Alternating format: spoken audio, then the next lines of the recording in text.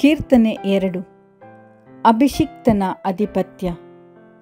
ದೊಂಬಿ ಏಳುವುದೇತಕ್ಕೆ ಅನ್ಯ ದೇಶ ವಿದೇಶಗಳು, ಕುತಂತ್ರ ಹೂಡುವುದೇಕೆ ಅನ್ಯ ಜಾತಿ ಜನಾಂಗಗಳು.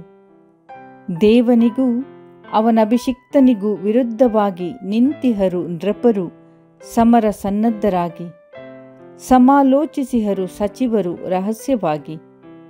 ಅವರೆಮಗೆ ತೊಡಿಸಿಹ ಬೇಡಿಗಳನ್ನು ಮರೆಯೋಣ ಎನ್ನುತ್ತಿಹರು, ಅವರೆಮಗೆ ಹಾಕಿದ ಬಂಧನಗಳನ್ನು ಹರಿಯೋಣ ಎನ್ನುತ್ತಿಹರು.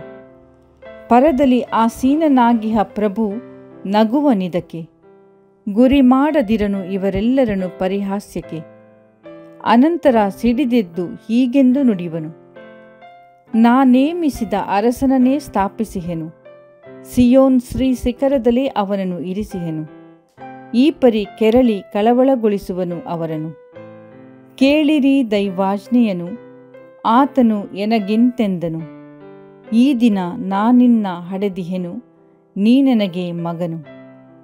ಕೇಳಿದೆಯಾದರೆ ನಿನಗಧೀನ ಮಾಡುವೆನು ರಾಷ್ಟ್ರಗಳನ್ನು, ಕೊಡುವೆನು ನಿನಗೆ ಸ್ವಾಸ್ಥ್ಯವಾಗಿ ಜಗದ ಆದ್ಯಂತವನು. ನೀ ಬಡಿದು ಹಾಕುವೆ ಕಬ್ಬಿಣದ ಗದೆಯಿಂದವರನ್ನು, ನೀ ಒಡೆದು ಹಾಕುವೆ ಮಣ್ಣಿನ ಮಡಕೆಯಂಥವರನ್ನು. ಎಂತಲೇ ವಿವೇಕಿಗಳಾಗಿರಿ ರಾಜರುಗಳೇ, ಬುದ್ಧಿವಾದಕ್ಕೆ ಕಿವಿಗೊಡಿ ದೇಶಾಧಿಪತಿಗಳೇ.